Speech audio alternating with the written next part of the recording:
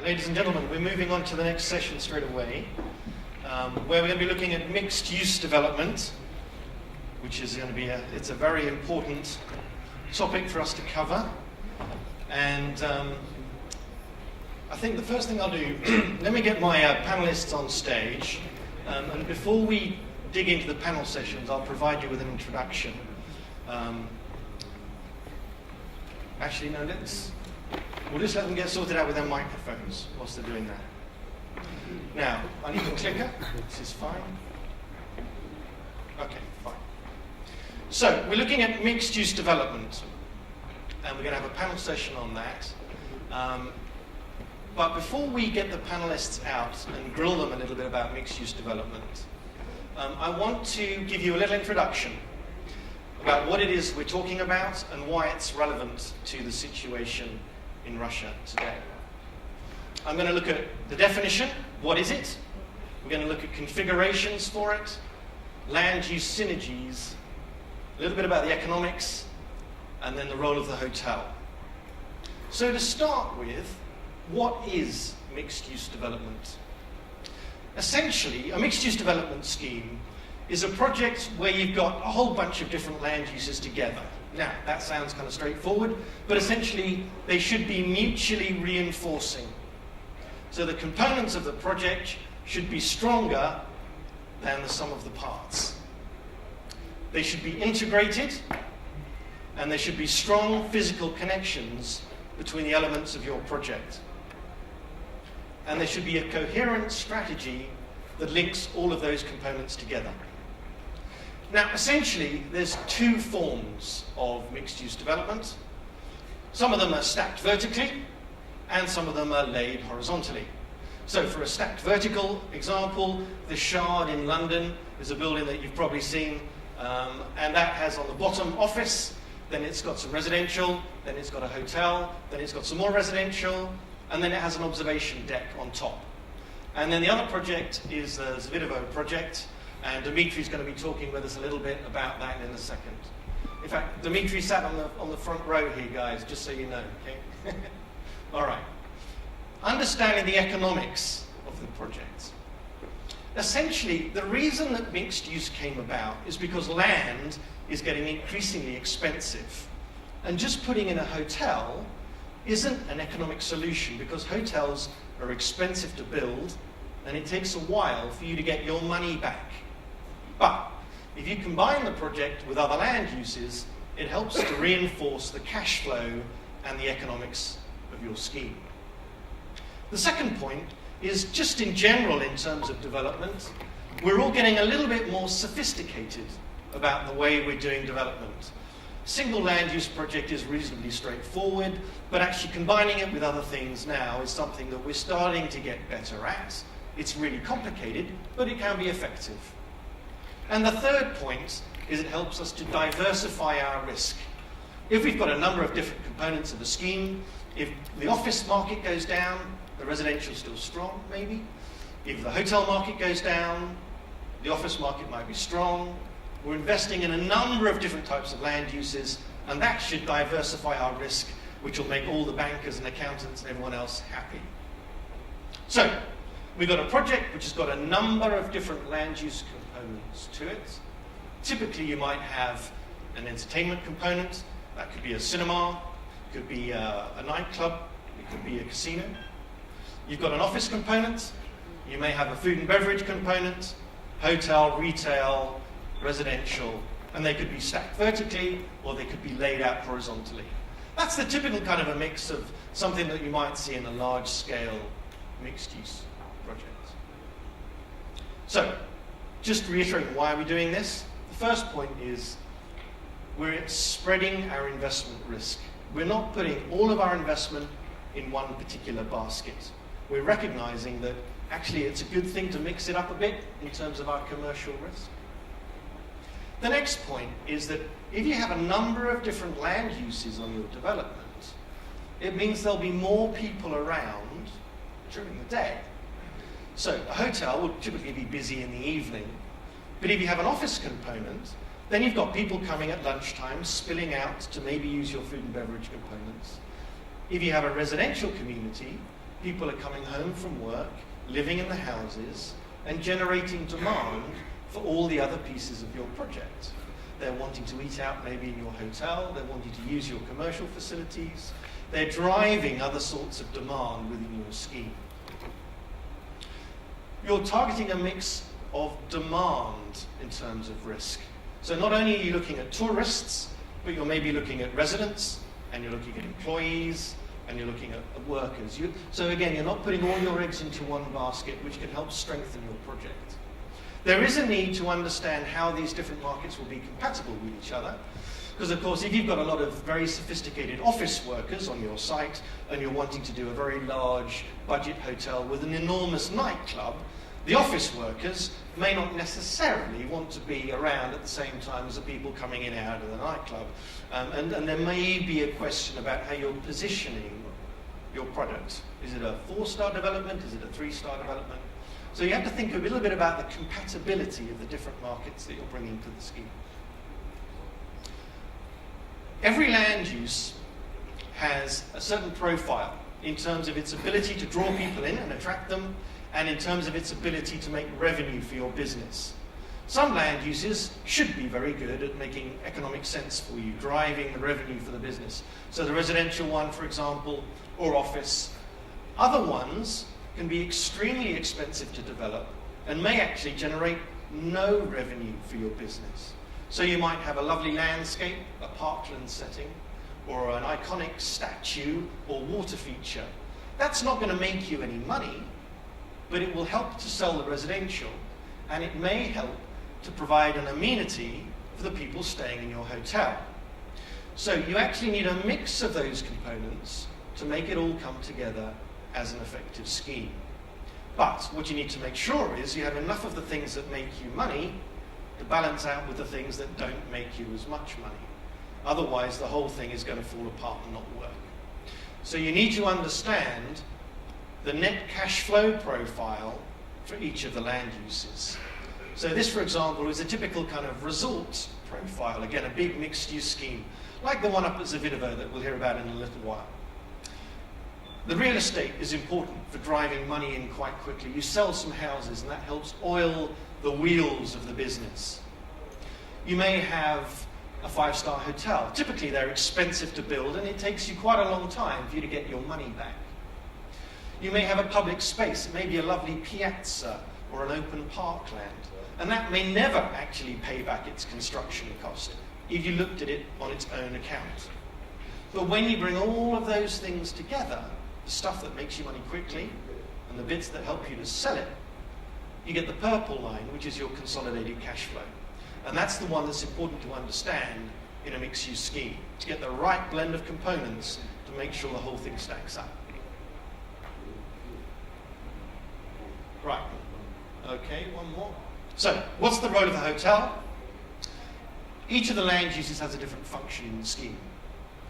The hotel, because it's got a constant turnover of guests, will help bring new people to your project. It breathes life into the project. It generates visitor turnover. It can broaden the market appeal. It brings new people to your project. It can maybe bring golfers, if you're in a golf resort. It may be bring tourists. It may be bring packaged people. It may be people for your spa. It mixes up your market demand. It could be a commercial operation in its own account. It brings money into the business, which would be a great thing, happy days. It provides amenities, often restaurants, spas, entertainment centers. All of those components are typically associated with your hotel. There may also be a meeting venue in there.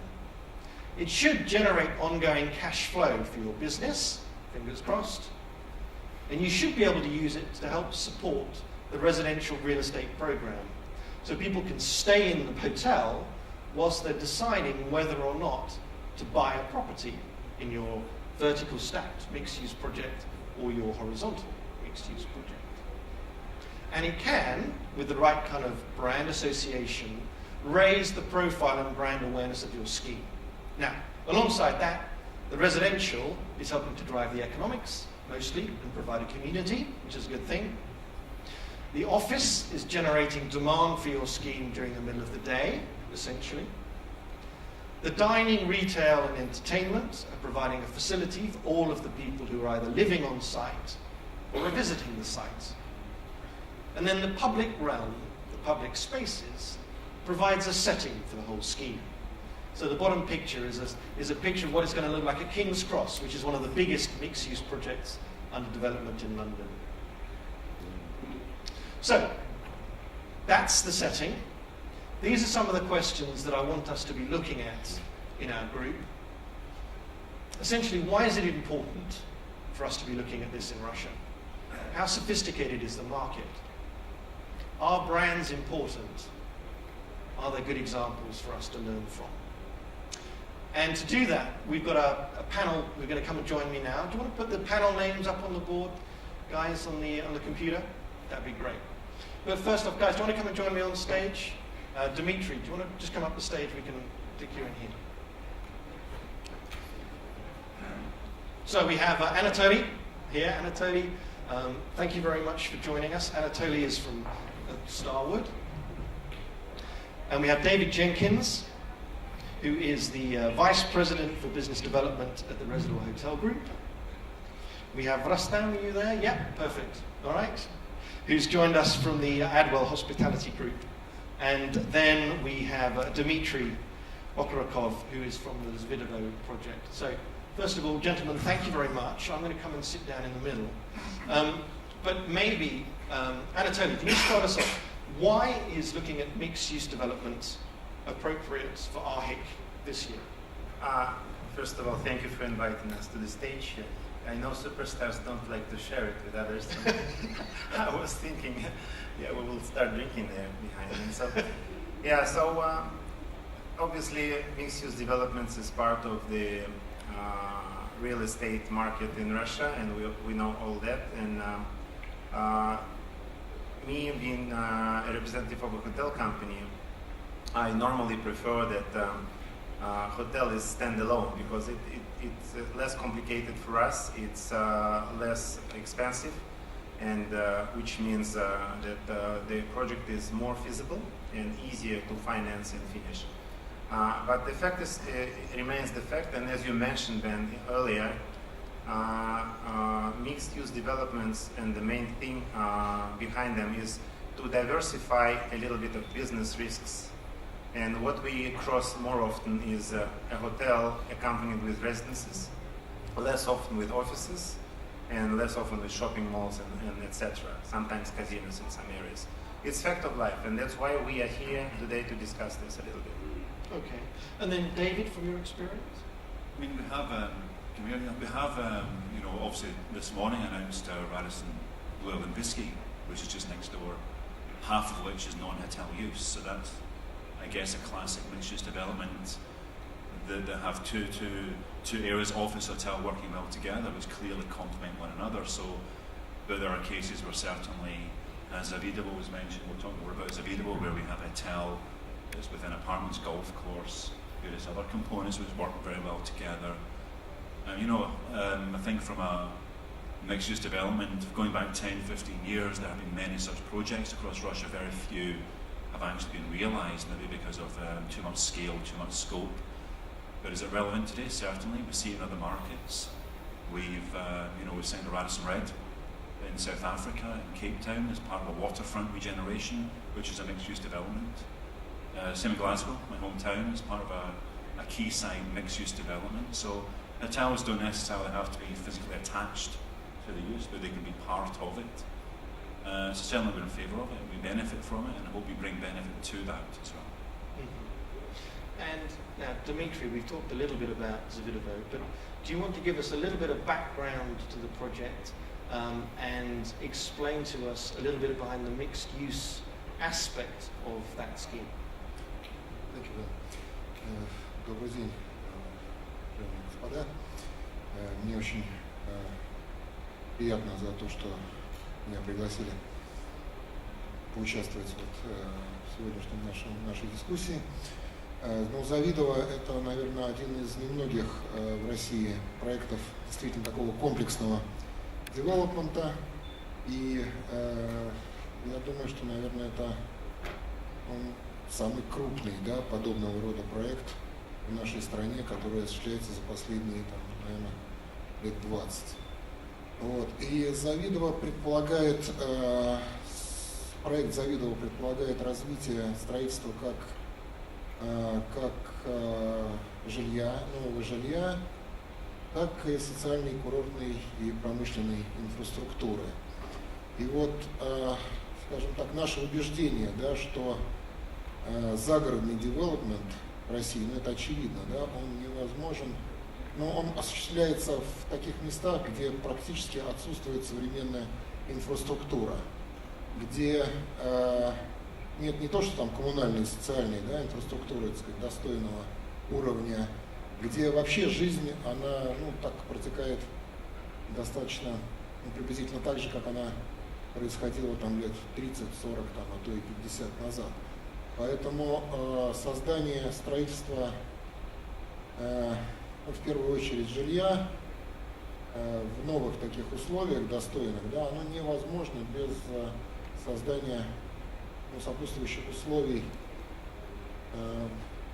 инфраструктурных условий. И здесь вот развитие занятия таким отельным, да, гостиничным девелопментом, оно может придать очень такой существенный импульс, вот как бы он сказал, да, вдохнуть жизнь, да, первый такой вот, дать первое дыхание, такой глоток вот подобного рода проектам.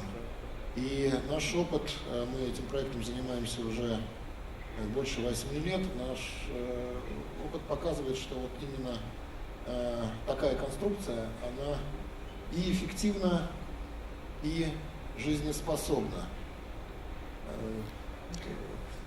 И ну, еще, сказать, то, о чем говорил Бен, это действительно подтверждается практикой. Отель и дает жизнь, первый импульс проекту, и создает ту первоначальную инфраструктуру, да, которая отсутствует в той местности, где строится новое жилье.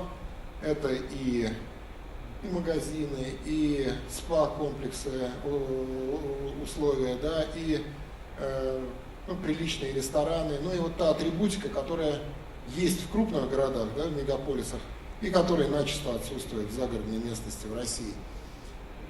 В этом смысле, как отельный бизнес полезен для развития и для продаж в жилом секторе, ну, собственно, так и строительство жилья, оно благотворно влияет на загрузку и на востребованность отельных услуг. Это и те люди, которые покупают, строят новые дома в этом месте, они, пока вот у них нет, да, соответствующих условий, они живут в отеле, к ним приезжают друзья уже после того, как те начали жизнь, построились, и все равно их там много, они проводят там свадьбы, какие-то мероприятия.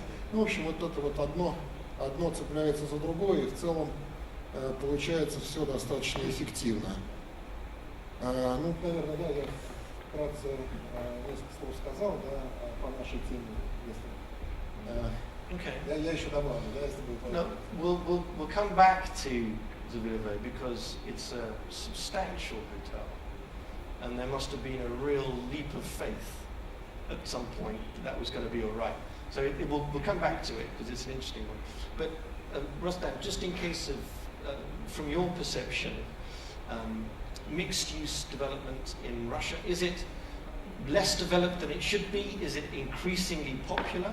Is it something that we're seeing more of both maybe in an urban environment or in a rural environment? Are we seeing any urban mixed use? Мне достаточно сложно давать так обширные комментарии на этот счет, потому что я отталкиваюсь от своей собственной грядки, которой занимаюсь. В целом мы занимаемся управлением коммерческой недвижимости в целом и имеем хороший опыт работы по ресторанным предприятиям в Москве. Но цели для будущего развития компании – это работа над трансформацией старого советского санатория Светлана, который находится в черте города, и реализация на его базе городского курорта про здоровье. То есть я буду отталкиваться от этого, отвечая на ваш вопрос. Считаю, что в городской среде наличие такого проекта очень важно, и разрабатывая его концепцию, мы решили уйти просто от классического санатория. Мы приняли решение наполнить его несколькими элементами, которые в совокупности должны будут обеспечить, как вы показывали на слайдах, повышенную, скажем так, эффективность от инвестиций в него. Таким образом, мы объединяем, помимо направления, связанного с оздоровлением, мы добавляем отельный сегмент, мы делаем проект, в котором медицина встречается с гостеприимством. Основу питания мы делаем гастрономический ресторан, который впервые соединится с диетологией и который позволит обеспечить еще больший, скажем так, интерес, потому что люди платят за удовольствие, а если это удовольствие полезное, то я думаю, что это будет еще лучше. Детский клуб будет представлен, детский центр будет представлен в таком улучшенном, расширенном, скажем так, виде. Он будет сочетать наработки по интеллектуальному развитию и по физическому развитию, потому что основные проблемы раскладываются в детстве. И как раз опыт санатория с точки зрения реабилитации опорно-двигательного аппарата должен будет дать хороший фундамент для воспитания молодежи. Вот, для нас, то есть, отталкиваясь от этого, я считаю, что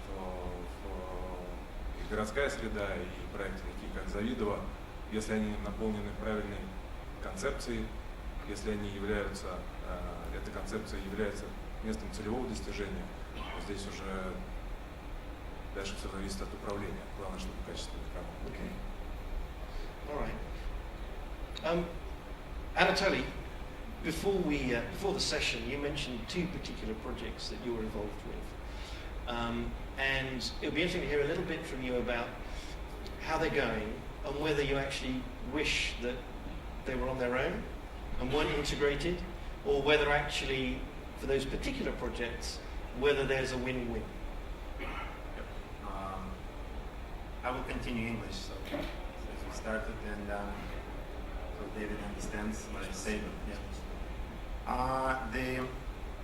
There are two projects I mentioned. One of them is 4 Points by Sheraton near the Vnukovo airport, which is unexpectedly connected, part of the mixed-use development with the stadium.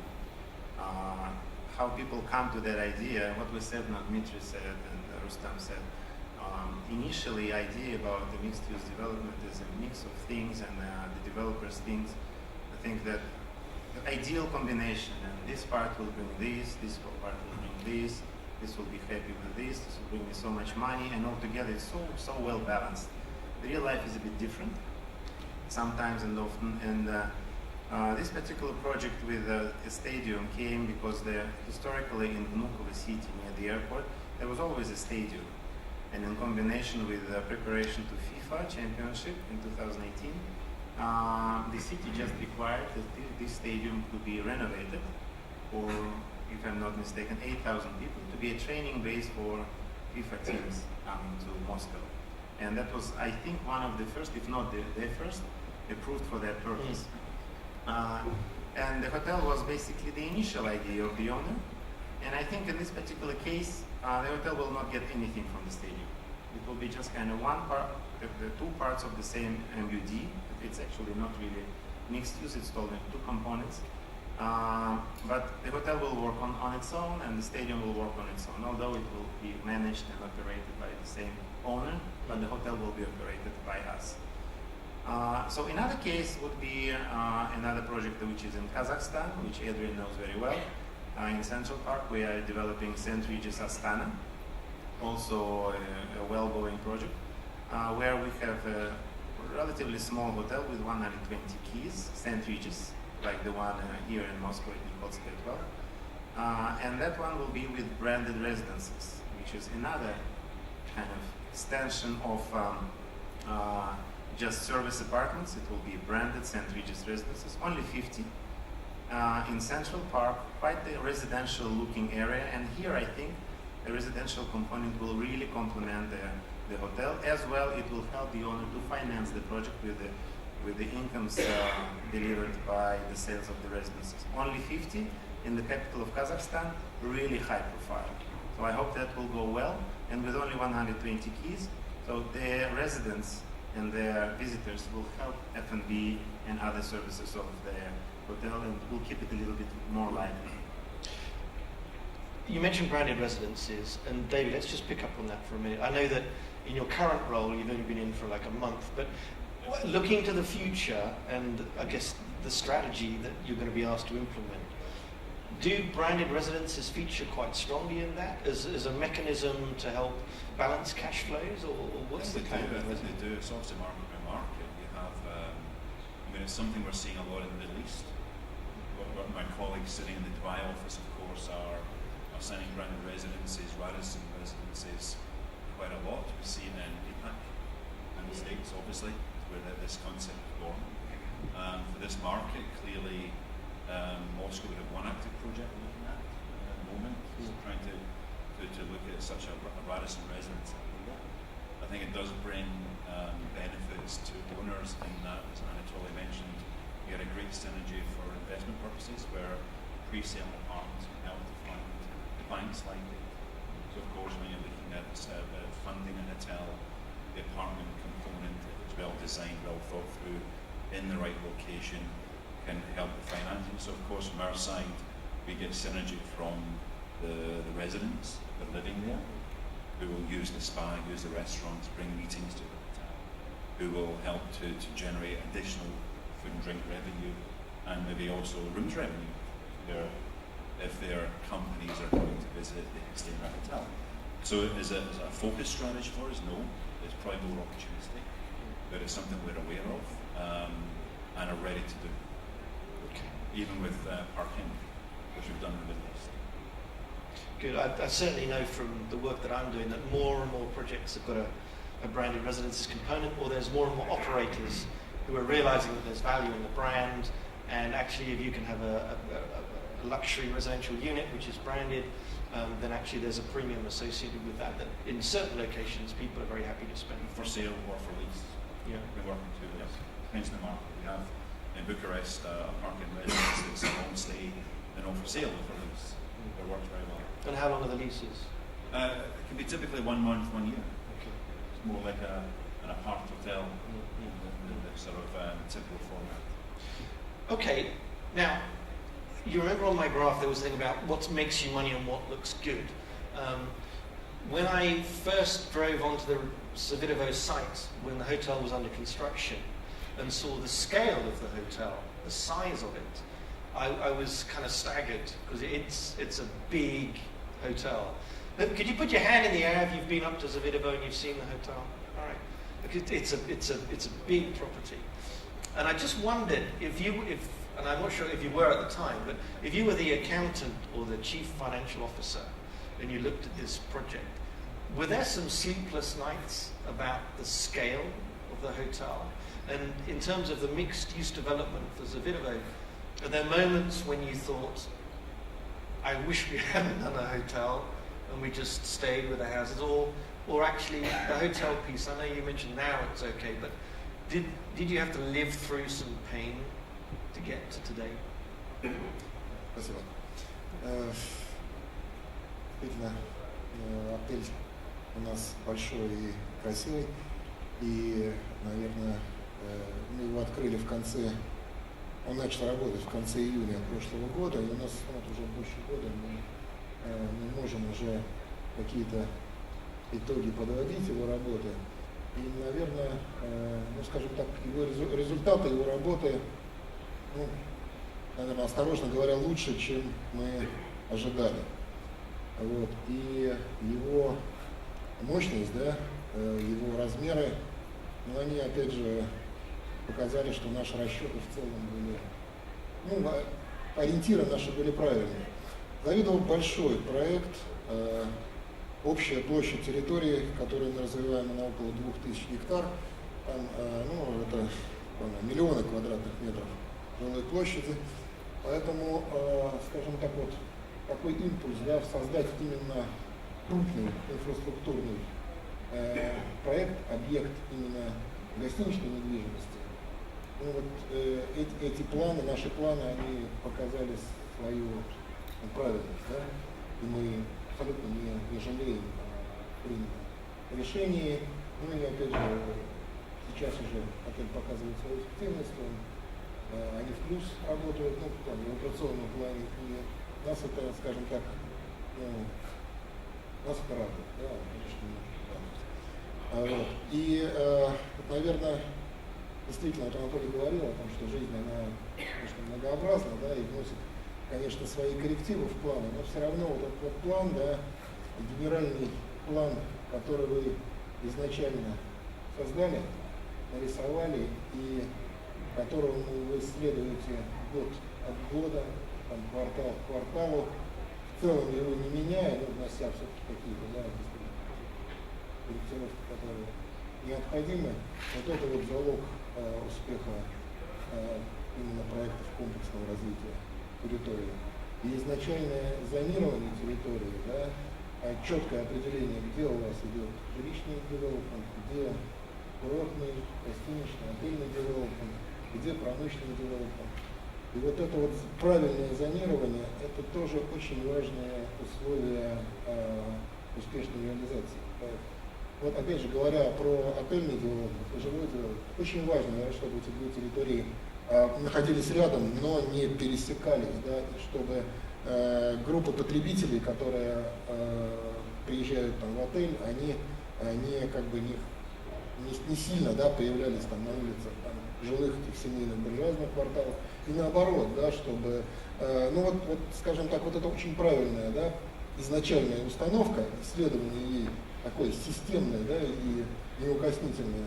Вот это вот, ну, это обязательно, если вы хотите заниматься там подобного рода проектом. В этом смысле вот тот генеральный план, который нами был создан, да, в содружестве с AECOM, ну, мы, скажем так, он нас очень сильно устраивает, да, и он оказался в целом очень удачным. Хотя, Андрей, вы правы, да, абсолютно, так сказать, жизнь, она разнообразна, много корректировок было, но они такие, да, они, в общем, больше по форме, не по системе. Я ответил на...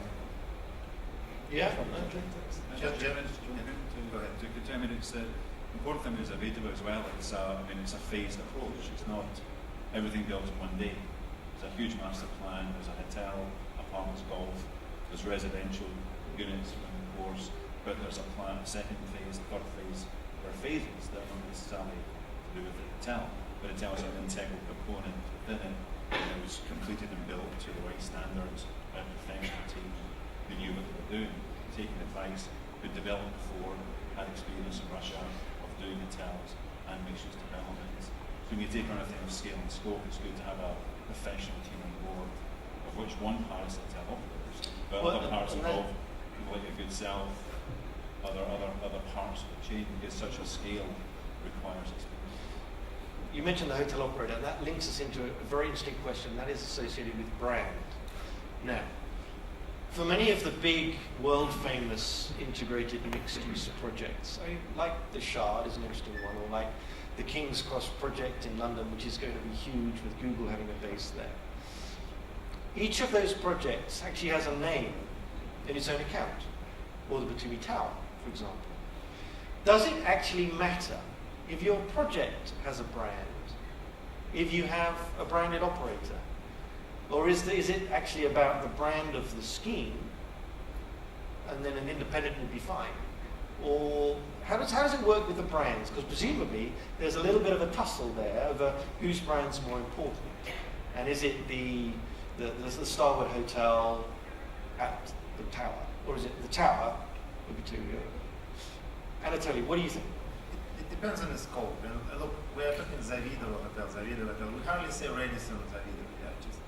Zavidovo itself is such a development which by scale, by weight of it, basically prevails, and that's why Redison is just a little part of it. To name the whole project Redison wouldn't be smart. And on the other side, if you have a development, nothing was there, like Batumi Tower in Georgia is a good example where it doesn't make sense to rename this tower, which is iconic already, with Le Méridien Hotel, which was being developed as part of it. So Le Méridien will be there and it will have its own brand, but some projects will obviously be developed with no name, or owner doesn't have any idea or history behind it. And then you have a more or less hotel with 200-300 rooms, and then by default, it will be, the whole development will be called, let's say, Sheraton, let's say Astana, and then the rest of the building will be just business center at the Sheraton Astana, or kind of something like that. And I think that works exactly like this.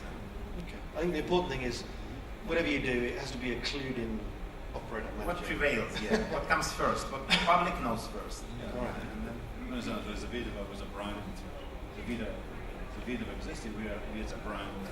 For Radisson Blue are very happy to be part of that.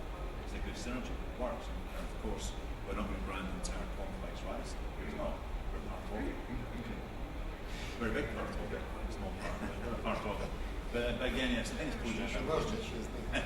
It's project by project. And I think we're going to, of course, always protect the brand. We want the brand to be visible, because for the owner, you want that as well. You want the hotel to be full. So it's working together. But you're not going to try and take over the name of something that existed already. Not have a better visuality.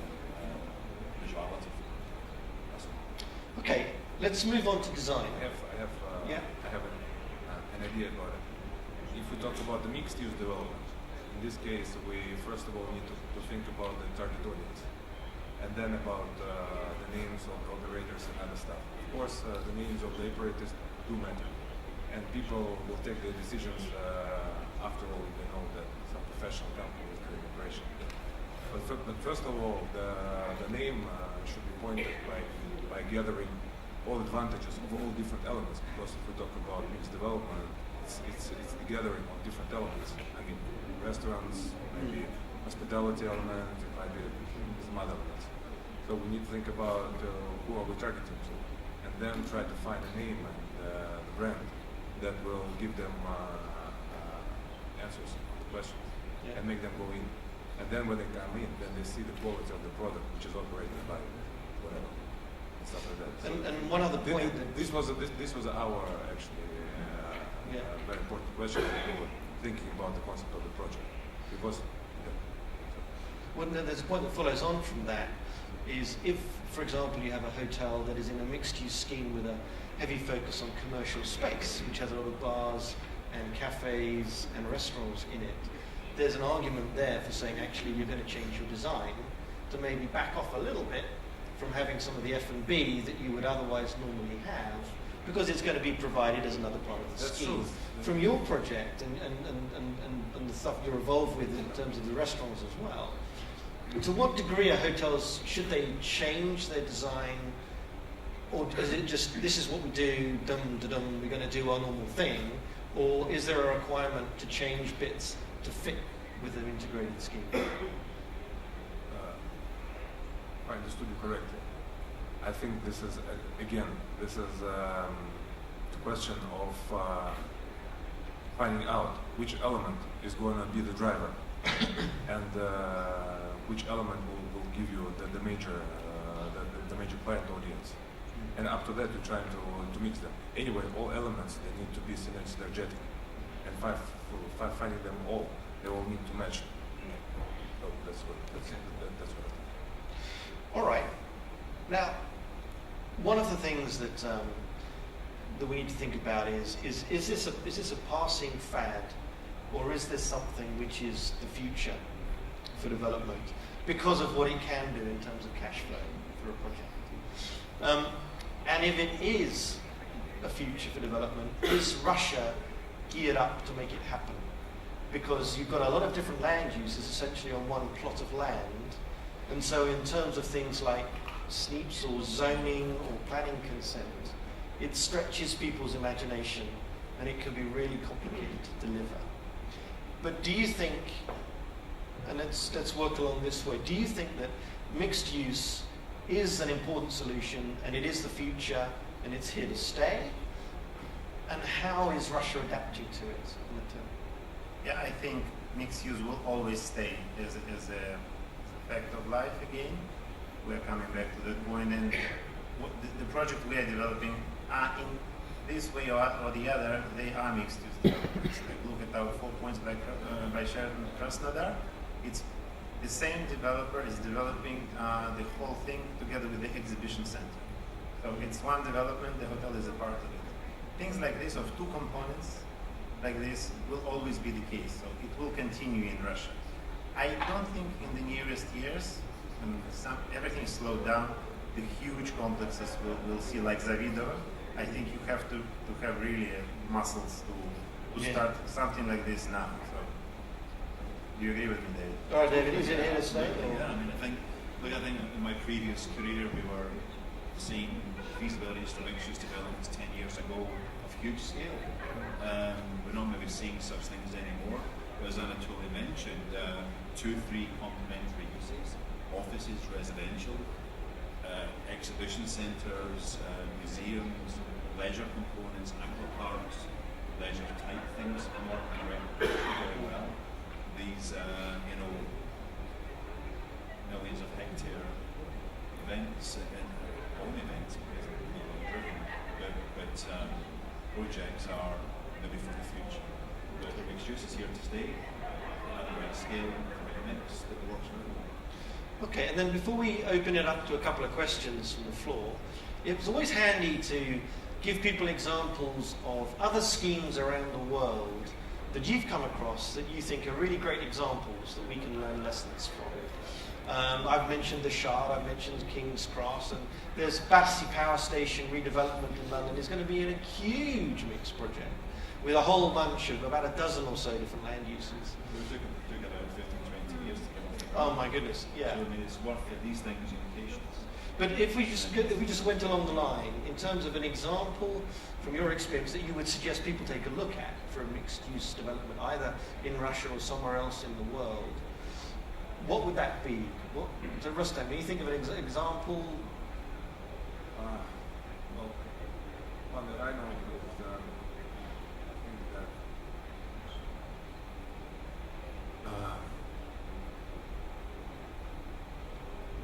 in Berlin there is a project, Platz. Yeah. I'm thinking about that project because it's gathering of leisure, trade, offices, fantastically performed. Only 6 people are managing the whole project because all the rest are subcontractors. And from my point of view, this is perfectly done. Okay. And then really in demand, and I think at the moment is a landmark building. So yeah, so I believe it's that. And then the lesson then is to unpick what the components are for everyone and work out why it does well. Dmitry, other projects around the world that you looked at or you thought were great examples that maybe informed you or you'd still follow?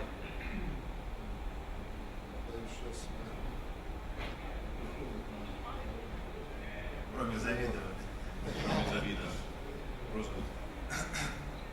Наверное, возможно, это относительно новые городки в Калифорнии с сельским развитием университетов и развитие новых населенных пунктов, почти в пустыне. Совсем.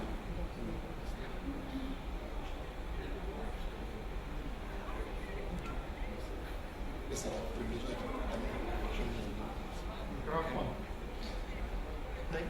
I mentioned it earlier when we opened up is the Area waterfront, where they've taken the old grain silos and converted it into museum and offices and leisure, entertainment, hotels, fun. So the entire area has been regenerated, and sometimes our mixed-use development can do that and regenerate an area, bring life to an area, and add wealth and add jobs and add a great new source of income. Okay, Anatoly? Yeah, well known by everyone is just basically all these artificial islands of the world and the parks in Dubai, and this is the good example of horizontally vertical MUD, which I think is exciting, and I think it's success. Okay. Now, we've got probably time for one question, or maybe possibly 2, from the floor. Have you got a question? You want to put your hand up, then we'll get a microphone to you, otherwise we'll roll on to the next session. Going. Go on then. Yeah, I wanted to wake you up with your brochures you gave me. One of them is called Branded Residences. All right, so I'll pick on you then. It's a nice proposition, a branded residence with the hotel, and for the developer, they're going to get a 30-40% premium in the sale. The buyer gets the facilities of the hotel and the prestige of the brand. The brand gets to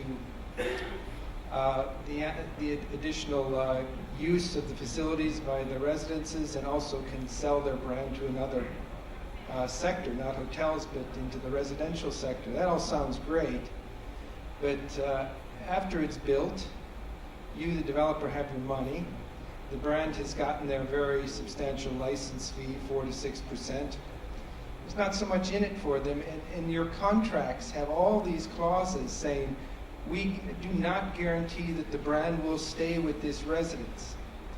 And I pay 30-40% premium, and then you pack up with your brand and go away. And I've got a situation now where the developer and the brand have mutually agreed to cease branding. And these residents, these buyers, have paid a 30-40% premium. I think there's a pretty reasonable expectation that that brand would stay there, and a pretty reasonable expectation that if the buyers get smart, they're going to sue you. Agree? Correct. And if they hire a smart lawyer as well, so when signing this agreement or reviewing the agreements before buying this residency, they will be kind of reasonable enough.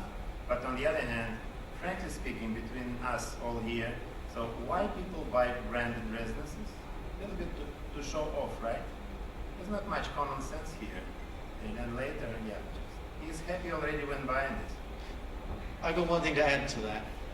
I've just been doing a little piece of work where one of the branded residence companies is kind of wanting to understand, they get their cut when it's sold the first time. Every time after that, when it's flipped, they're getting a bit disgruntled because they're not getting the slice of the action. Well, one of them is, but most of them aren't. And they're trying to figure out how they can get the slice when it, so they feel they're losing out from their side if it's flipped on, because the seller's getting a premium, all the rest of it, but the brand isn't. So it kind of works both ways in some respects. But there's probably more cases where that's happening than cases where the brand's pulling out. But anyway, we've got to move on because we're out of time. So first of all, let me thank the panelists on your behalf. Let me give them a round of applause. Thank you, guys.